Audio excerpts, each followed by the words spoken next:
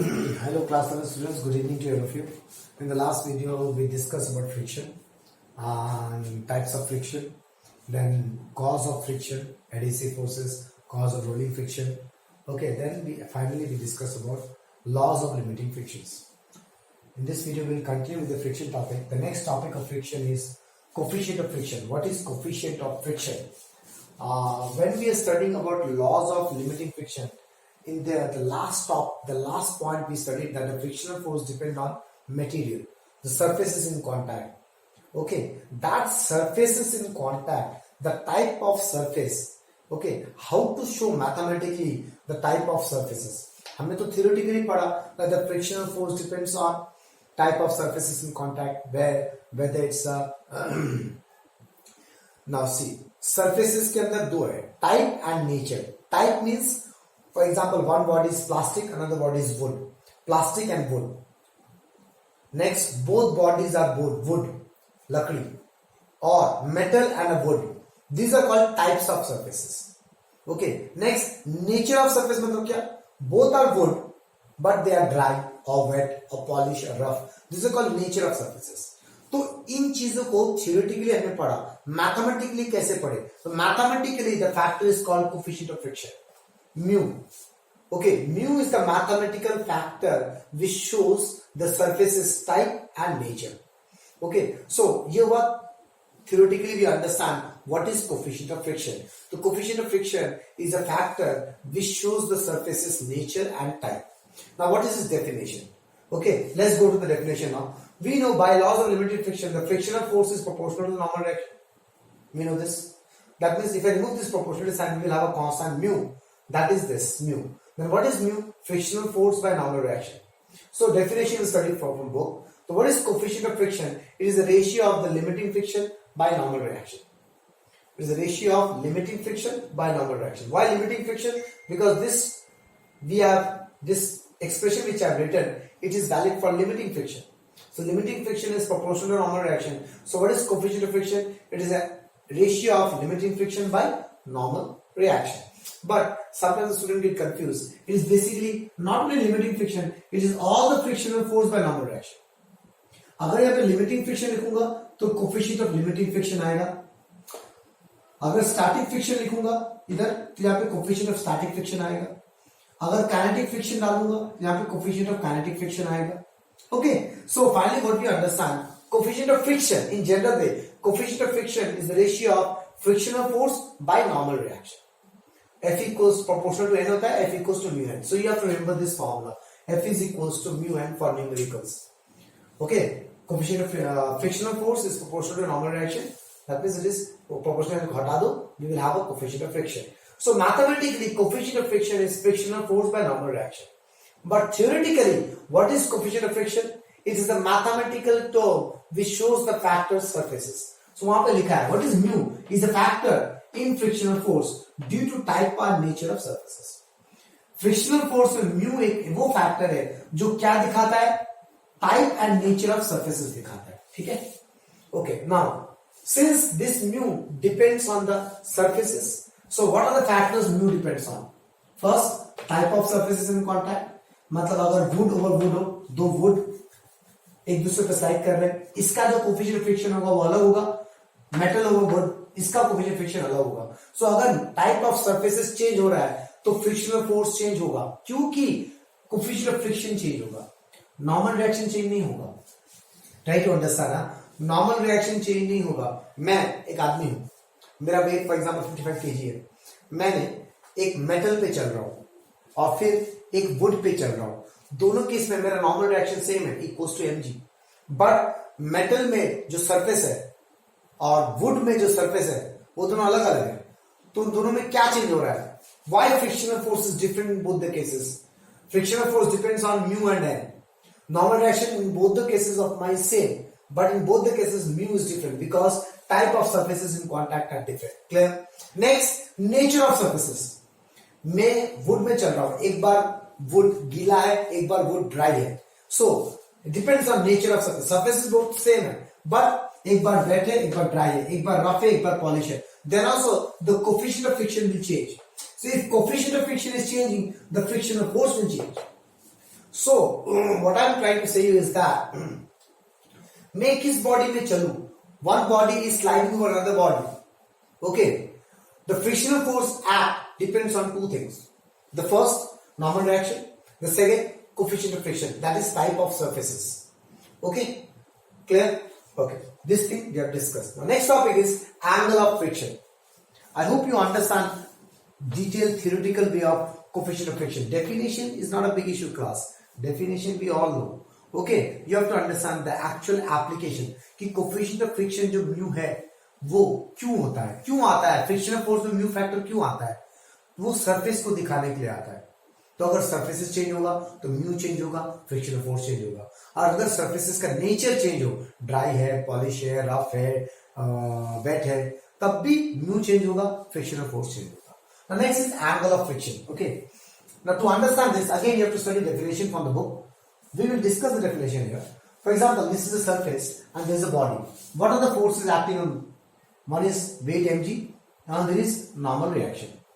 For example, here I am applying some applied force. So can I say frictional force will act here? Small f. So this is normal reaction, this is frictional force. Now what is angle of friction?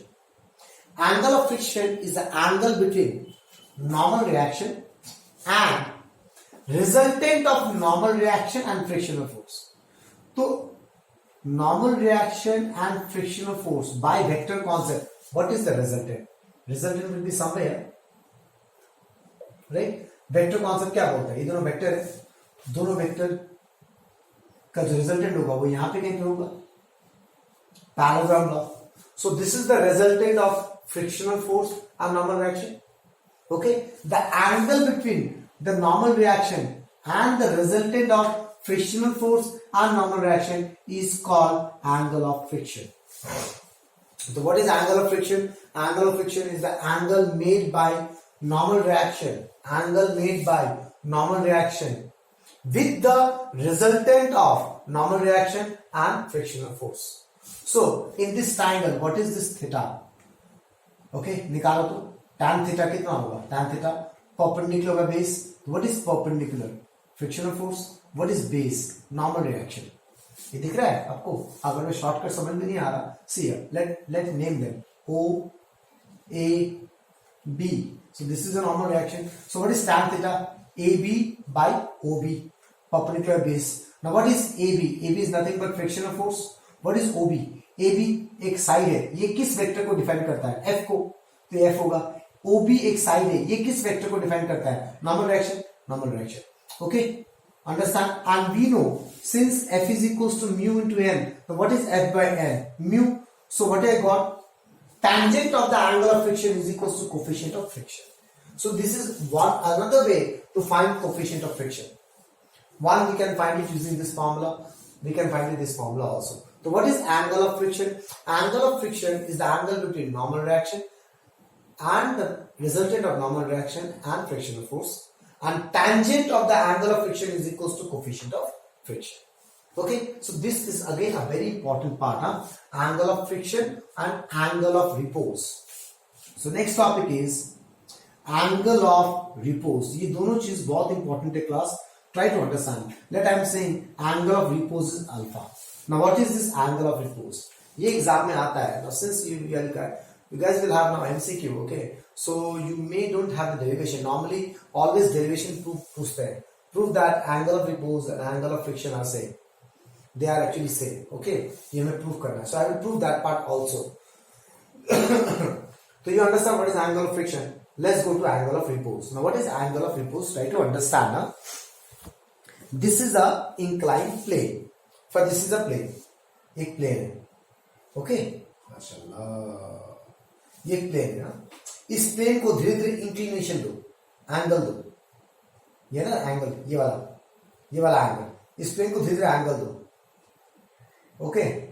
There will be some angle at which the body start sliding down. Okay?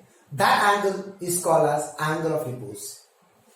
So what is angle of repose? It's the angle of a plane. Okay, it's the angle of a plane at which the body on it is on the verge of sliding, slide नहीं हो रहा, just slide होने वाला है, okay, that is called angle of repose. I hope you understand what is angle of repose. It is the inclination of a plane or angle of a plane with the horizontal, or we can say inclination of plane. That means what the plane making angle with the horizontal. कितना एक plane horizontal के साथ कितना angle बना रहा है. This is a horizontal plane. इसको incline करो. That is inclined plane. That inclination at which the body on the surface of that inclined plane is on the verge of moving. Move नहीं कर रहा, बस just move करने वाला है. That angle is called as angle of repose. You understand?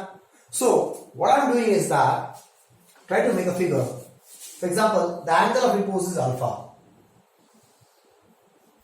Okay, this is the angle alpha. इसके ऊपर एक बॉडी है. इस बॉडी में क्या क्या फोर्सेस लगेगा?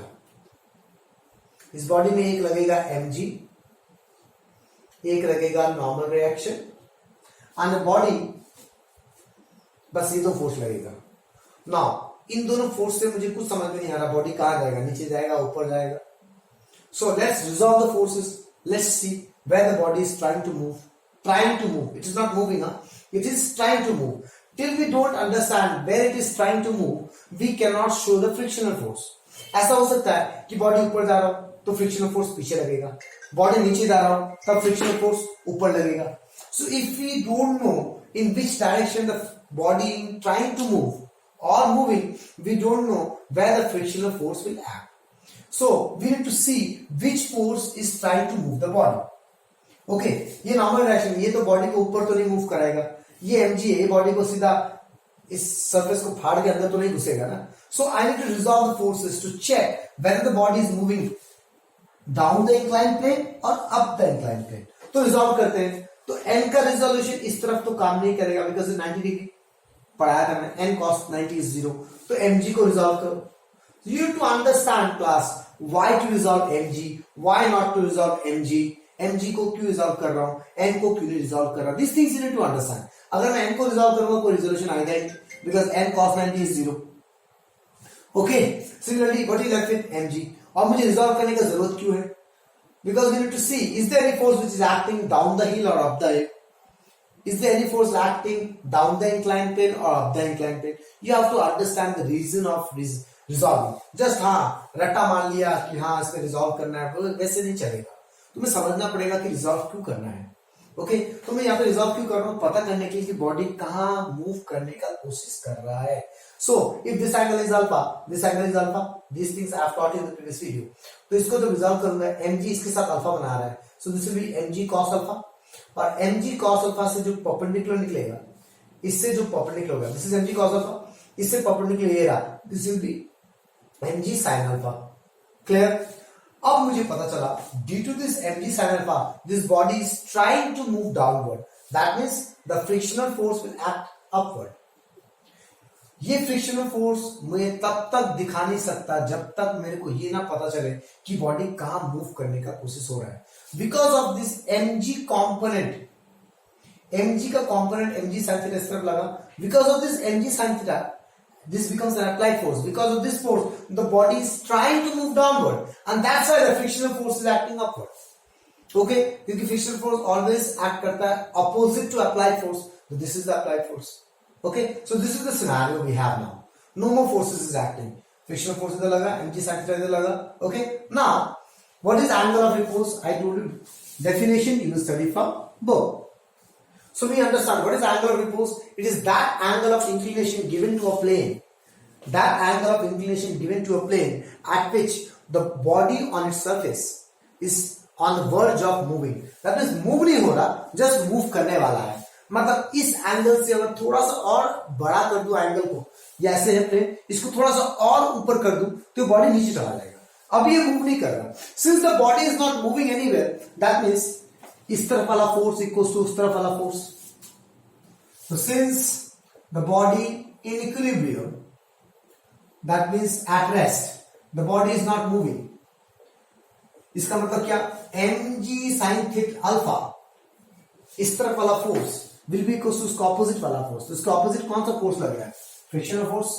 एंड mg cos अल्फा, ये ऊपर नीचे भी कूद नहीं रहा, तो mg cos alpha will be equal to normal reaction.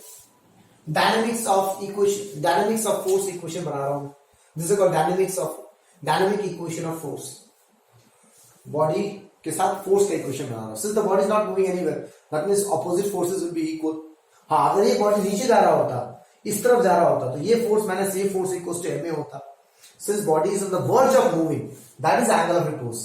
At this angle, the body is not moving down; it is on the verge of moving down. That means, अगर मैं किसी भी inclined plane के एंगल को इससे थोड़ा और बड़ा कर दूं, तब वो बॉडी गिर जाएगा. अभी गिर नहीं रहा. So, if I divide these two, f by n कितना आएगा? mg sin alpha by mg cos alpha. So what I'm getting? Tan alpha. Tan alpha is f by n. Now, since we know what is frictional force, mu into n, so what is f by n? Mu. So what I got? Tangent of angle of repose is equals to coefficient of friction, and from here we understand coefficient of friction is also equals to tangent of angle of friction. So from this 1 and 2 equation, what you got? From 1 and 2 we got tan alpha equals to tan theta. That means angle of repose is equals to angle of friction. This derivation, when you go for a theoretical paper, okay, normal, when we go to a normal life, when we will have go to the traditional way of studying, paper दोगे तब ये सब questions पूछते हैं आपको. अभी तो आपको एमसीक्यूज पूछेगा. So angle of friction and angle of repose are always equal to each other. Okay, because angle of friction, tangent of angle of friction is also coefficient of friction. Tangent of angle of repose is also coefficient of friction. अब तुम्हें क्या चीज समझना है? कुछ note समझने हैं. Like at alpha, if theta, that is theta तो नहीं लेते हैं, let's take some other angle, phi, that is angle of inclination, angle of inclination of plane. Okay, if this phi is equals to alpha, body on verge of moving down. Okay, but if the angle of inclination is greater than alpha, then what will happen? Body moves down the inclined plane. Down the inclined plane. जो कि मैं बार बार बता रहा था, मैं लिख दिया. Down the inclined plane. तो एंगल ऑफ रिपोज वो वाला एंगल है. ओके, कौन सा angle? Inclination angle of the plane, that is alpha. 5. मतलब इसी एंगल को मैं 5 बोल रहा हूं. ये फिगर जो है, इसी एंगल को मैं 5 बोल रहा हूं. अगर ये 5 अल्फा के बराबर है, तो इसके ऊपर जो बॉडी रखा होगा वो गिरने का ऑन द वर्ज होगा, लेकिन गिरेगा नहीं. ओके, मतलब फोर्सेस इक्वल होंगे. लेकिन अगर वो 5 अल्फा से थोड़ा बड़ा हो जाए, तब वो गिर जाएगा. तो तब ये दोनों इक्वल नहीं होंगे. I hope you understand what is angle of repose and what is angle of friction. Let's go to the next topic. Now see, the next topic which we have is actually not a theoretical topic, it's a mathematical concept. Okay, तो इसको mathematically समझो, क्योंकि ये topic कोई theory नहीं है. Okay, topic क्या है? Acceleration of body down a rough inclined plane. Rough inclined plane एक प्लेन है जिसका कुछ इंक्लिनेशन है, कुछ एंगल है. वो रफ है, मतलब उसमें कुछ फ्रिक्शन लगेगा. अगर यहाँ पे स्मूथ इंक्लाइंड प्लेन होता, मतलब फ्रिक्शन नहीं लगेगा. ओके, रफ हो रहा है मतलब फ्रिक्शन लगेगा. इंक्लाइन है मतलब कुछ एंगल है, और वो डाउन जा रहा है. एक्सेलरेशन बॉडी डाउन मतलब बॉडी नीचे की तरफ जा रहा है. You understand each and everything. Acceleration निकालना है किसका? बॉडी का. वो बॉडी कहां पे है? डाउन जा रहा है. किससे डाउन जा रहा है? रफ इंक्लाइन प्लेन से. एक इंक्लाइन प्लेन है जो रफ है. Okay, so I am taking an incline plane with inclination theta. On it we have a body. ये बॉडी कहां जा रहा है? नीचे जा रहा है. ये बोला गया है क्वेश्चन में पहले से. मुझे नीचे जा रहा है पता है. Okay, clear. अब मेरा बात है कि अभी मैंने थोड़ी देर पहले पढ़ा कि किसी भी इंक्लाइन प्लेन से अगर बॉडी नीचे जा रहा है, मतलब उस इंक्लाइन प्लेन का जो एंगल होगा वो greater than angle of repose होगा. So I have taken that this theta is greater than alpha. अगर मैं ये कंडीशन नहीं लिखूं तो क्या पता ये नीचे जाएगा कि नहीं जाएगा. You understand. तो what is the angle of repose? Repose angle वो वाला एंगल होता है जब उस इंक्लाइन प्लेन के ऊपर जो सरफेस से बॉडी होता है वो on the verge of moving होगा, मूव नहीं करेगा. That means if the inclination is greater than alpha, then only the body will move down. So I have taken this theta as greater than alpha. Okay. So we understand the body is moving down. Now, what are the forces acting on the body? A mg, the basic forces, and what is normal reaction. And the third one, we already know the body is going down. That means the frictional force will act this side. Clear? Now the question is, ये body नीचे क्यों जा रहा है? Do we have any force which is acting in this direction? At this point, no. At this situation, there is no force acting in this direction. So what I will do? Try to resolve the forces and see. So I am resolving the forces. ये theta है तो theta, तो इधर आएगा mg cos theta, इधर आएगा mg sin theta. तो मैंने रिजॉल्व कर दिया. तो अब मुझे पता चला कि mg sin थीटा के कारण वो नीचे जा रहा है. क्या? mg sin थीटा के कारण वो नीचे जा रहा है. डन? ओके. n को रिजॉल्व क्यों नहीं किया? क्योंकि n को रिजॉल्व कर ही नहीं सकते. ओके. फ्रिक्शनल फोर्स को रिजॉल्व क्यों नहीं किया? तो अगर तुम फ्रिक्शनल फोर्स को रिजॉल्व करोगे तो एक इधर आएगा और एक इधर आएगा. ओके. अब ट्राई टू अंडरस्टैंड मैंने फ्रिक्शनल फोर्स को रिजॉल्व क्यों नहीं किया? क्योंकि कोई यूज नहीं है बेटा फ्रिक्शनल फोर्स को रिजॉल्व करने का. मैंने नॉर्मल रिएक्शन को रिजॉल्व क्यों नहीं किया? क्योंकि नॉर्मल रिएक्शन रिजॉल्व होगा ही नहीं, क्योंकि वो 90 डिग्री है इस सरफेस के साथ. लेकिन फ्रिक्शनल फोर्स 90 डिग्री नहीं है.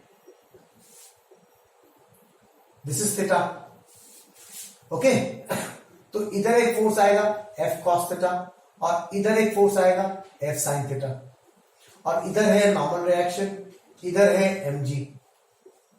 ओके. और इधर है mg cos थीटा. तो फ्रिक्शनल फोर्स को रिजॉल्व करने का फायदा ही नहीं है, क्योंकि इस फोर्स के ऑपोजिट ये वाला फोर्स है. ओके. यहां पे कोई फोर्स लग ही नहीं रहा. ओके. और F sin थीटा और mg इक्वल है. Try to understand. तो फ्रिक्शनल फोर्स को मैं रिजॉल्व तो कर सकता हूं, but there is no use of resolution here because these forces are not balancing anymore. See, n is balancing by mg cos theta opposite, and f and this are in this direction. So this and this we can work out, this and this we can work out. But if I resolve f, अगर मैं force को frictional force को resolve करूं, एक force यहां आएगा जिससे कोई यूज नहीं है, एक फोर्स यहां आएगा जिससे कोई यूज नहीं है. So that's why I am not resolving frictional force. This you need to understand. तो मेरे पास पहले mg था, नॉर्मल रिएक्शन था और फ्रिक्शनल फोर्स था. मैंने फिर देखा कि मेरे पास कोई भी फोर्स इस तरफ एक्ट नहीं कर रहा, तो मैंने mg को रिजॉल्व करके देखा कि एक्ट कर रहा है. अब नॉर्मल रिएक्शन को रिजॉल्व करूंगा तो रिजॉल्व होगा ही नहीं. अब फ्रिक्शनल फोर्स को रिजॉल्व किया तो कोई फायदा नहीं है. So finally we have resolve only mg. So you don't have to mug up कि सिर्फ mg को रिजॉल्व करना है. नो, n को कुछ नहीं करना है, फ्रिक्शनल फोर्स को कुछ नहीं करना है. अरे कुछ नहीं करना है, क्यों नहीं करना है? रिजॉल्व तो कर सकता हूं, तो मैं क्यों नहीं कर रहा? क्योंकि वो कोई बैलेंस नहीं करेगा दूसरी फोर्स को. यस, mg और f sin थीटा बैलेंस करेगा, but later on we will understand कि इसका कोई यूज ही नहीं है. Okay. Now see, we understand the resolution process. Now the body is going this side, मतलब equation, dynamic equation of force क्या होगा? उस साइड वाला फोर्स माइनस उसके ऑपोजिट वाला force equals to ma. Okay. इस साइड वाला force mg sin theta minus उसके ऑपोजिट वाला फोर्स इक्वल्स टू नेट. अब यहां से मुझे क्या निकालना है? एक्सेलरेशन का एक्सप्रेशन निकालना है. That's all. तो एक्सेलरेशन का एक्सप्रेशन निकालने के लिए f का वैल्यू डालो. तो what is f? f is mu into n, mu into normal reaction equals to ma. Okay, we know f equals to always mu into n. Now n किसके बराबर है? n is mg cos theta. So what is n? n is mg cos theta. क्यों is equal क्यों हो गया दोनों? क्योंकि body इधर उधर तो मूव नहीं कर रहा ना, तो ऊपर वाला फोर्स इक्वल्स टू नीचे वाला फोर्स होगा. लेकिन बॉडी नीचे जा रहा है, तो ये फोर्स माइनस ये force equals to net force. तो n की जगह mg cos theta डालो. mg cos theta mu equals to ma. Now see, m will cancel out, g bar sin theta minus mu cos theta equals to a. So finally we got this. mg bar mm cut जाएगा, sin theta minus mu cos theta equals to a. So we got the expression of acceleration. Okay, so you will write this thing only in your notebook. यही पढ़ोगे, but extra तुम क्या लिखोगे? You will write on your own कि मैंने f को resolve क्यों नहीं किया. These things are the real concept, the hardcore of the theory which you need to understand. Instead of reading only the कैसे करना है, ये पढ़ने से नहीं होगा बेटा. You have to understand. अब देखो, मैं फ्रिक्शनल फोर्स को रिजॉल्व क्यों नहीं किया? क्योंकि मैं कर नहीं सकता, और या तो क्योंकि मुझे जरूरत नहीं है. कर तो सकता हूं, जरूरत नहीं है. क्यों नहीं है जरूरत? सी, जब मैंने ये इक्वेशन बनाया, mg को रिजॉल्व क्यों किया? Because I need a force in this direction. So force निकल के मैंने इक्वेशन बनाया, तो वहां से F equal to mu N आया, मुझे n का वैल्यू चाहिए, इसलिए मैंने mg को रिजॉल्व किया था, n और mg cos थीटा इक्वल है। mg का वैल्यू मुझे कहीं नहीं चाहिए, तो मैं mg को F sin थीटा इक्वेशन कहीं यूज नहीं करूंगा, I don't need this equation. Okay, so these things you will write in rough कि मैं normal reaction को why I'm not, okay, normal reaction why I'm not resolving, because it cannot be resolved. mg why I'm resolving, so that I can get a force which is acting downward, ताकि मुझे पता चले कि वो नीचे क्यों जा रहा है। f why I'm not resolving, because I will not get any expression, okay, which I required. We can resolve f. Okay, so you're right, we can resolve f. After resolving f, we will get this situation, but in this situation, we will get only one equation, mg equals f etc., which is not required in my system. Maybe किसी numerical में ये equation use हो, अभी इस system में ये equation use नहीं हो रहा, इसलिए मैंने रिजॉल्व नहीं किया। मान लो न्यूमेरिकल में यही सिस्टम हो, तब मुझे ये इक्वेशन चाहिए होगा, तब मैं रिजॉल्व करके दिखाऊंगा। So it depends on system to system class. Okay, let's go to the next topic, which is again a theory, but it's actually a numerical concept. Okay, again, next topic, but don't consider it as a topic. Try to understand in a fundamental way, a versatile way, because these are numerical concepts. What is my job? My job is to find the work done on a body up an inclined plane. एक inclined plane है, जिससे मुझे उस body को ऊपर ले जाने के लिए कितना वर्क डन करना है, that you need to identify. Okay, उसको ऊपर लेके जाना है, ठीक है ना? Okay, अब मेरी बात ध्यान से सुनना, इस कॉन्सेप्ट को अच्छे से दिमाग में घुसा लो, बिकॉज ये आज अभी से स्टार्ट होगा टिल क्लास 12 एंड तक चलेगा। ओके, जब भी किसी सिस्टम में वर्क डन करना हो तो वर्क डन क्यों करना पड़ता है? क्योंकि there is some opposing force which stopping us to do work done, ठीक है ना? इसको ऊपर लेके जाना है तो there is some opposing force जो इसको नीचे की तरफ खींच रहा होगा। So when work need to be done, when some opposing force acts, तो इसके ऑपोजिट, इसको मुझे ऊपर लेके जाना है, इसके ऑपोजिट एक फोर्स लग रहा होगा। अब मुझे वर्क डन करना है तो कितना फोर्स मैं लगाऊंगा, what is the applied force? तो minimum applied force is always equals to opposing force. Okay, हमें क्या फील होता है? हमें फील ये होता है, देखो हम मिस्टेक ये करते हैं, इस तरफ एक फोर्स लग रहा है 10 न्यूटन, तो मैं इस तरफ मिनिमम कितना फोर्स लगाऊं कि ये बॉडी मूव करना स्टार्ट हो जाए? तो हम सोचते हैं कि 10 न्यूटन से ज्यादा लगाना पड़ेगा। अगर 10 न्यूटन लगाऊंगा तो फोर्स तो कैंसिल हो जाएगा, बॉडी मूव नहीं करेगा। तो ये हमने इसी चैप्टर में पढ़ा हुआ है कि मिनिमम ये है अपोजिंग फोर्स और ये है अप्लाइड फोर्स, तो minimum applied force equals to opposing force लगाना पड़ता है। क्यों? बॉडी मूव नहीं करना चाहिए। लेकिन मैंने पढ़ाया था कि अगर नेट फोर्स 0 होगा, इसका मतलब एक्सेलरेशन 0 होगा, और एक्सेलरेशन 0 होगा इसका मतलब दो चीज होता है, या तो बॉडी रेस्ट में होगा या तो बॉडी यूनिफॉर्म मोशन से मूव करेगा ना। तो बॉडी मूव तो करेगा ना, बट यूनिफॉर्म मोशन से मूव करेगा। तो I need to move the body, so minimum amount of force required to move a body is always equal to the opposite force, जितना फोर्स रोक रहा है। ओके, उससे से बॉडी मूव तो करेगा बट यूनिफॉर्म वेलोसिटी से मूव करेगा। ओके, मतलब यूनिफॉर्म मोशन करेगा। हाँ, अब अगर बॉडी में एक्सेलरेशन देना है तब जो अप्लाइड फोर्स होगा वो बड़ा होना चाहिए अपोजिट फोर्स से। Okay, understand? ये दिमाग में घुसा लो, अगर इससे समझ नहीं आता तो लैंग्वेज में लिखो। So what is that? When we need to do work done, when there is opposing force act.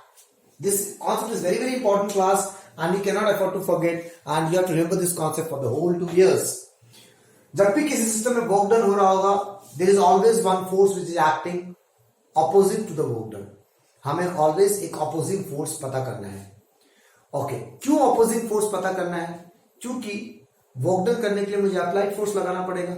वो जो अप्लाइड फोर्स का वैल्यू होगा वो always equal to opposing force के बराबर होगा। ओके, इससे क्या होगा? बॉडी कंटिन्यू मूव करेगा with constant velocity. You understand this? Okay, so I will put this concept in my given system. My given system has an inclined plane which has some mass. So I will use that concept here. Okay, so let's go for it. So what is my system here? We have a body which is on an inclined plane. Let the inclination is theta. Okay, तो इस body में क्या क्या force लग रहा है? एक mg लग रहा है और एक नॉर्मल रिएक्शन लग रहा है। These are basic forces. मुझे इसको ऊपर लेके जाना है, work need to be done. क्यों लेके जाना है ऊपर? वो ऊपर ले जाने के लिए मुझे वर्क डन क्यों करना पड़ेगा? खुद से क्यों नहीं जाएगा? तो ऑफ कोर्स इसके पीछे ऊपर लेके जाना है, इसके पीछे कोई एक अपोजिंग फोर्स काम कर रहा होगा, गारंटी कोई फोर्स इस पर एक्ट कर रहा होगा। तो कौन सा फोर्स एक्ट कर रहा है, यहां से तो दिख नहीं रहा, तो ठीक है रिजॉल्व करो तब दिखेगा ना, mg cos theta mg sin theta. अब पता चल गया कि mg sin थीटा इसको ऊपर ले जाने के लिए रोकेगा, because due to mg sin theta वो नीचे जाने की कोशिश करेगा, तो मुझे ऊपर लेके जाना है। ओके, तो ऊपर लेके जाने के लिए मुझे यहाँ पे एक फोर्स लगाना पड़ेगा F। तो अब मैंने अगर अप्लाइड फोर्स ऊपर लगाया तो ये रफ इंक्लाइन प्लेन है, तो मतलब फ्रिक्शनल फोर्स भी तो नीचे लगेगा ना। क्लियर? ध्यान से वापस सुनो, मुझे इस बार मैंने you don't have to see directly this question, this figure देखने से नहीं होगा। Okay, you I would have directly made this figure and I have explained यहां ये लगेगा वहां। मैंने क्या सोचा, initially the body will have two forces, one is mg and this downward direction. Then I thought what is my job? My job is to make the body move upward. मतलब मुझे ऊपर की तरफ एक अप्लाइड फोर्स लगाना है। Clear? तो ये क्यों लगाना है, क्योंकि पक्का पीछे की तरफ कोई फोर्स एक्ट कर रहा होगा जो इसको रोक रहा है ऊपर ले जाने के लिए, इसलिए तो मुझे वर्क डन करना है। यू अंडरस्टैंड दिस मच कि मुझे ऊपर ले जाने के लिए वर्क डन क्यों करना पड़ेगा, क्योंकि पीछे की तरफ कोई एक फोर्स उसको रोक रहा है। तो कौन सा फोर्स रोक रहा है, तो अभी तो मुझे सिर्फ mg और n दिख रहा है, मुझे कोई भी फोर्स इस तरफ नहीं दिख रहा, तो मैंने रिजॉल्व किया mg को। So I got a force mg sin theta which is obstructing the body to go up. तो मुझे इस mg sin थीटा के अपोजिट एक फोर्स लगाना है जिसको ऊपर ले जाने के। जैसे मैं इस तरफ फोर्स लगाना स्टार्ट कर दूंगा, ऊपर की तरफ अप्लाइड फोर्स लगाना स्टार्ट करूंगा, क्योंकि बॉडी ऊपर जा रहा है ना, तो उसका फ्रिक्शनल फोर्स भी पीछे की तरफ लगेगा। क्लियर? तो according to that concept this is the applied force, this applied force must be equal to the opposing force। तो opposing force कौन से है, mg sin theta plus f। ये समझ में आया कि वर्क डन करने के लिए वर्क डन क्यों करना पड़ेगा, वर्क डन क्यों करना पड़ेगा, क्योंकि कुछ अपोजिंग फोर्स एक्ट कर रहा है। ओके, वर्क डन करने के लिए मुझे अप्लाइड फोर्स कितना लगाना पड़ेगा, equals to opposing force. Okay, तो अब मुझे फोर्स का वैल्यू मिल गया, तो वर्क डन क्या होगा, फोर्स इनटू डिस्टेंस। तो मान लो ये यहां से यहां तक डिस्टेंस कवर किया, इस बॉडी ने यहां से यहां तक डिस्टेंस कवर किया s। ओके, तो वर्क डन का फॉर्मूला क्या होगा, fs cos 0 degree that is f into s। Okay, तो what is f, mg sin theta plus f into distance. हो गया, वर्क डन मिल गया। But in this formula what is this f, उस f का further form, तो बाकी सब कैलकुलेशन है बेटा। अगर फ्रिक्शनल फोर्स का वैल्यू डायरेक्टली दिया है न्यूमेरिकल में, डायरेक्टली डाल दो। अगर फ्रिक्शनल फोर्स का वैल्यू नहीं दिया है, म्यू दिया है, तो you have to break it further, mg sin theta plus mu into n into s। Okay, so basic concept is this and this, बाकी सब कैलकुलेशन है। ओके, सो मुझे पता चल गया, मुझे इसको वर्क डन करना है, कहां करना है, उस बॉडी को ऊपर लेके जाना है इंक्लाइन प्लेन से। अब पहला बात, ऊपर वो खुद से क्यों नहीं जाएगा, वर्क डन क्यों करना है, वो खुद से क्यों नहीं जाएगा, क्योंकि एक अपोजिंग फोर्स एक्ट कर रहा है। कितना अपोजिंग फोर्स से एक्ट कर रहा है, एक mg sin थीटा और एक फ्रिक्शनल फोर्स। तो मुझे कितना अप्लाइड फोर्स लगाना है, equals to the opposing force. Force मिल गया तो वर्क डन निकल जाएगा, फोर्स इनटू डिस्टेंस हो गया। ओके, इस फोर्स के फॉर्मूला में बस फ्रिक्शन है, फ्रिक्शन का वैल्यू नहीं दिया है तो म्यू इनटू n। अब n कैसे निकालेंगे, तो what is n, n is mg cos theta के बराबर, because n and mg cos theta are opposite to each other and the body is not moving in this direction, the body is going up, body is not moving like this, it's not jumping on the surface, so that means n is equals to how much, plus mu, what is n, mg cos theta into s। तो बस हो गया, this is the work done expression, job is done। Because these are not theory actually class, these are all numerical concepts. I hope you understand what is going on। Okay, now under friction, the last two topics which you need to study, I am writing which you will study in a book. Okay, that friction is a necessary evil. Okay, necessary evil. Now what is the meaning of evil? शैतान, necessary, एक ऐसा शैतान जो मुझे जरूरत है। Okay, तो friction एक ऐसा शैतान है जो मेरे को जरूरत है। इसका मतलब ये, शैतान मतलब डिसएडवांटेज ऑफ फ्रिक्शन पढ़ना है, जरूरत मतलब एडवांटेज ऑफ फ्रिक्शन पढ़ रहा है। तो इसके अंदर ये topic you study in book, what are the advantages and disadvantages of friction. So advantages क्या है, एडवांटेज ये है कि मशीन पार्ट में अगर फ्रिक्शन नहीं होगा तो काम नहीं करेगा। फ्रिक्शन जरूरी है मुझे वॉक करने के लिए। अगर फ्रिक्शन नहीं हुआ तो मैं चल नहीं पाऊंगा, अगर फ्रिक्शन नहीं हुआ तो मैं दौड़ नहीं पाऊंगा। ओके, मैं गिर जाऊंगा। आइस में हम गिर जाते हैं क्योंकि फ्रिक्शन नहीं होता है। ओके, स्लिपरी होता है। So I need friction for walking. Okay, disadvantage क्या है? मशीन पार्ट में फ्रिक्शन होने के कारण मशीन पार्ट्स खराब हो जाते हैं, दैट इज डिसएडवांटेज। फ्यूल, तेल अगर ज्यादा फ्रिक्शन होगा तो फ्यूल ज्यादा कंज्यूम करेगा, so this is an evil. So I have given a small gist of evil part, that is disadvantage of friction, necessary part, that is advantage of friction. Okay, now next is how to reduce friction. This also you have to, how to reduce friction. This also you have to study from a book. By lubricating, तेल लगा दो, Greece लगा दो तो friction कम हो जाएगा। Machine parts में, chain में ग्रीस लगा दो ताकि फ्रिक्शन कम हो, ताकि मेटल पार्ट्स ज्यादा घिसे नहीं और जल्दी रब आउट ना हो जाए। So that these two things you need to study, and that is the end of the topic friction. Okay, now we have left with one more last topic, that is dynamics of circular motion under the chapter laws of motion, that we'll study on the next video. Okay, thank you very much class.